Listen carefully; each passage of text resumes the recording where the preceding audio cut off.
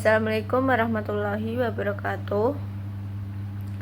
Kami akan mempresentasikan hasil e-audit sistem informasi pada PT JNE. Sebelumnya perkenalkan anggota kelompok kami. Yang pertama ada saya sendiri, Pratiwi Cahyaning Tias, NIM 2022-53067. Yang kedua ada Nurobiatul Adawiyah, NIM 2022-53073. Yang ketiga ada Rizky Aufa Eka Pratama, NIM 2022-53089. PT Tiki Jalur Nugraha Eka Kurir atau JNE adalah perusahaan fokus layanan pengiriman dan logistik terkemuka yang secara langsung bertempat tinggal di pusat utamanya yaitu Tomang Raya nomor 9 dan 11 Jakarta Barat. Didirikan pada tanggal 26 November 1990 dengan tangan dingin Haji Suparno. Perusahaan ini awalnya fokus pada operasional bisnis di bidang kepabeaan seperti mengurus impor barang atau dokumen dan lainnya dari luar negeri ke Indonesia. Pada tahun 1991, JNE memperluas jangkauan internasionalnya dengan menjadikan anggota Asosiasi Perusahaan Kurir Indonesia yang berbasis di Hong Kong. Mungkin perusahaan ini menjangkau berbagai wilayah di Indonesia.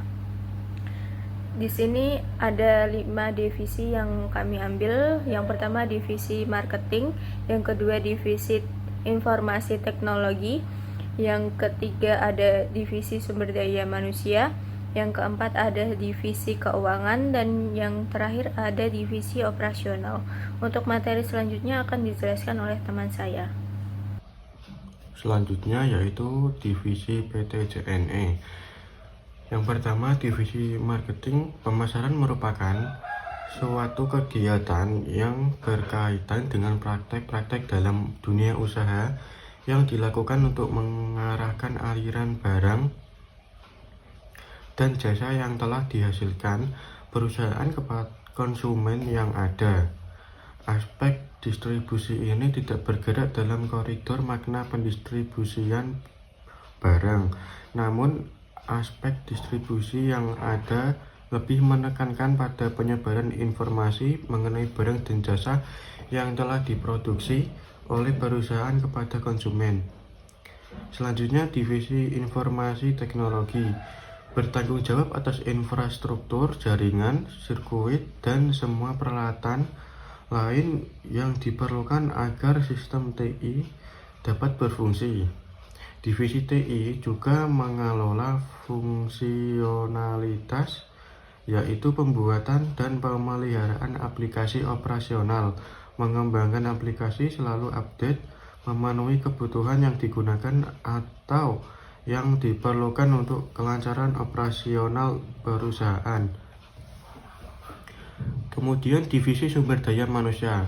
Divisi sumber daya manusia adalah departemen yang bertanggung jawab untuk menjaga personal perusahaan, hubungan karyawan, dan budaya tempat kerja. Tim ini mengelola proses retensi, pemecatan, pelatihan, pengembangan keterampilan, implementasi kebijakan, perizinan, penggajian, peraturan pemerintah, dan legalitas.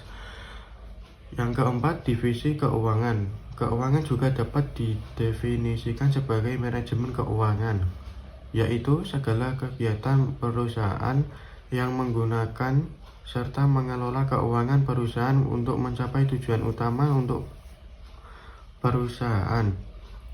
Manajemen keuangan adalah sesuatu yang sangat penting untuk diterapkan pada perusahaan. Selanjutnya, divisi operasional. Manajemen operasional adalah suatu proses pengarahan dan pengontrolan dari proses transformasi sumber daya yang ada menjadi barang jadi yang dapat memberikan nilai dan keuntungan untuk konsumen. Divisi operasional menjalankan berbagai tugas, diantaranya menerima pelayanan adalah suatu kegiatan atau urutan kegiatan yang terjadi dalam interaksi langsung antara seseorang dengan orang lain dan menyediakan kepuasan pelanggan. Selanjutnya bagian yang akan diaudit. 1. Barang tidak sampai pada pembeli yang menggunakan jasa PT Tiki Jalur Nugraha Eka Kulir atau JNE. Yang kedua, proses pembayaran COD pada PT Tiki Jalur Nugraha Eka Kulir JNE. Keterlambatan pengiriman PT JNE. Keempat, sistem aplikasi JNE. Selanjutnya, dokumen yang diperlukan selama proses audit. 1. Dokumen pengiriman barang, diantaranya bukti pengiriman, daftar riwayat pengiriman, SOP pengiriman, laporan kehilangan dan kerusakan barang. Yang kedua, dokumen pembayaran, yaitu bukti pembayaran COD, laporan transaksi COD, formulir atau dokumen pengembalian barang, laporan keuangan. Yang ketiga, laporan keluhan pelanggan. Keempat, laporan kepuasan pelanggan, riwayat tracking, audit log sistem aplikasi, SOP pemeliharaan sistem, laporan status server dan downtime. Yang terakhir, dokumen prosedur dan kebijakan perusahaan. Selanjutnya, penyusunan form e-audit secara detail. Judul, audit operasional PT JNE, nama, divisi operasional, divisi keuangan, divisi IT, divisi SDM,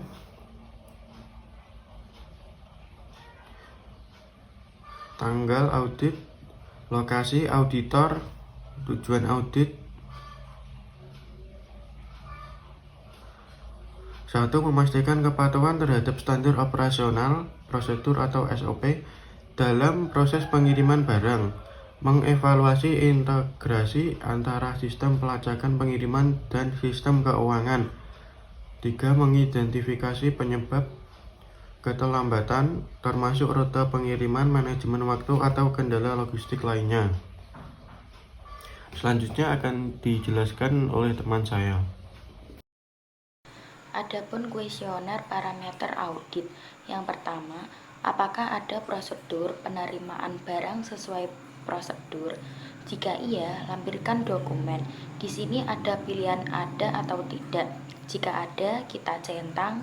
Jika tidak, kita kasih silang saja.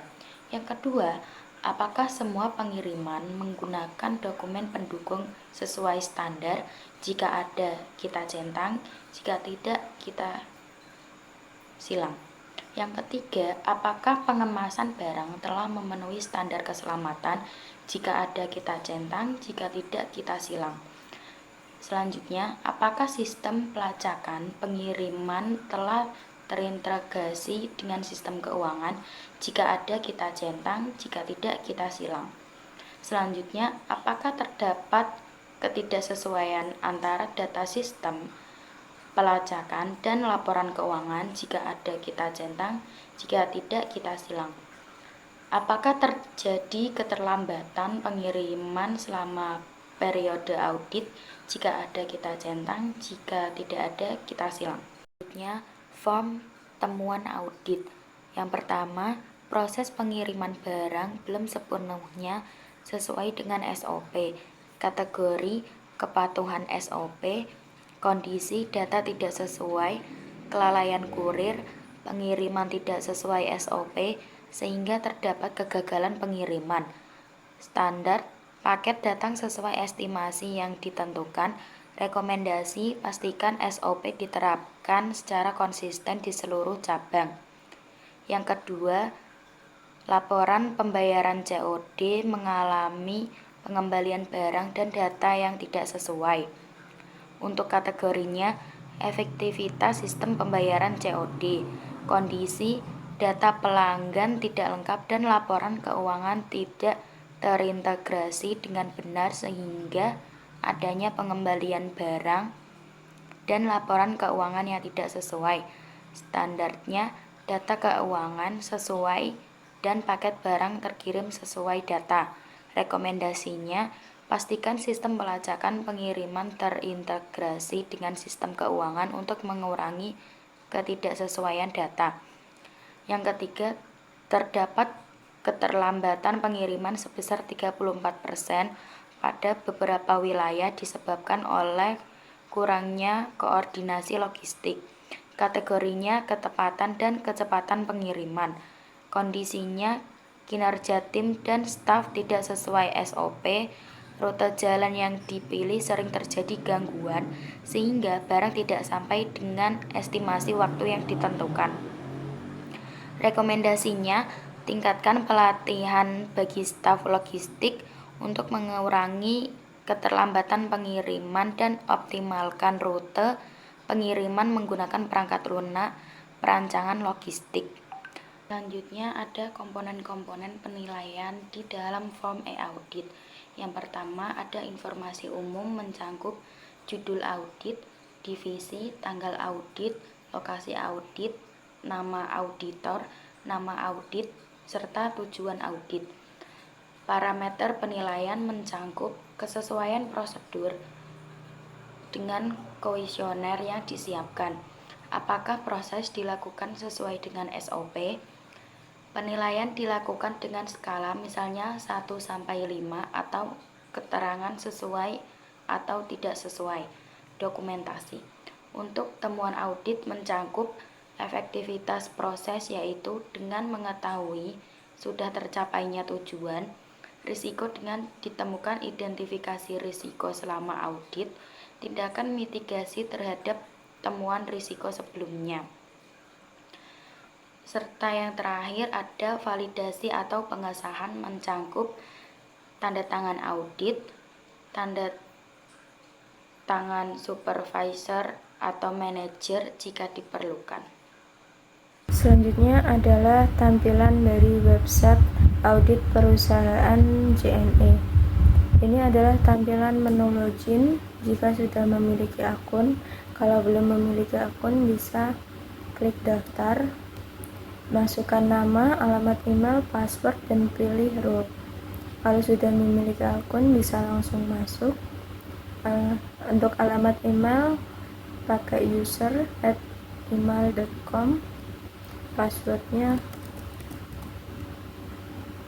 selanjutnya klik masuk. Ini adalah tampilan dari website perusahaan JNE.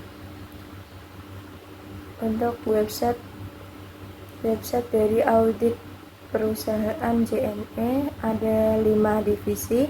Divisi pertama ada divisi marketing, yang kedua ada divisi informasi teknologi, yang ketiga ada divisi sumber daya manusia, yang keempat ada divisi keuangan, yang kelima ada divisi operasional.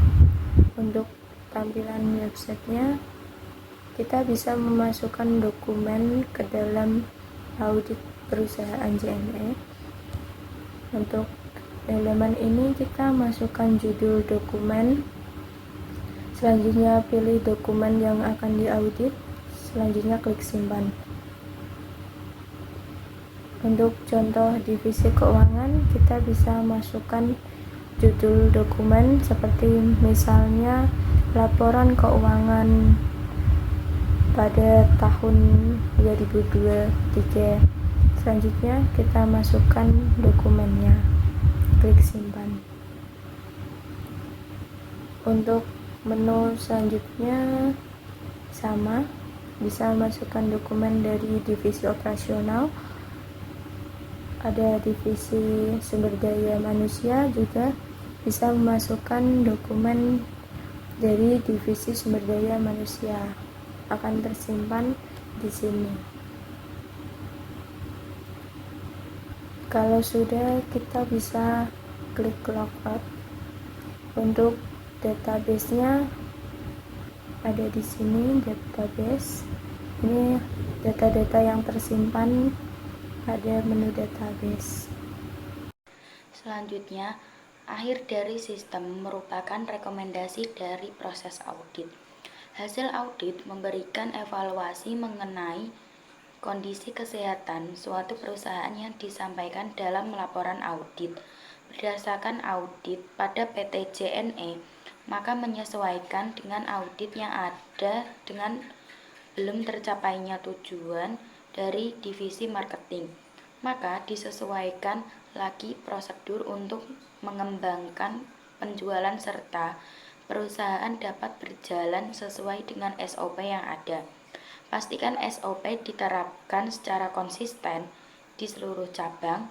Pastikan sistem pelacakan pengiriman terintegrasi dengan sistem keuangan untuk mengurangi ketidaksesuaian data.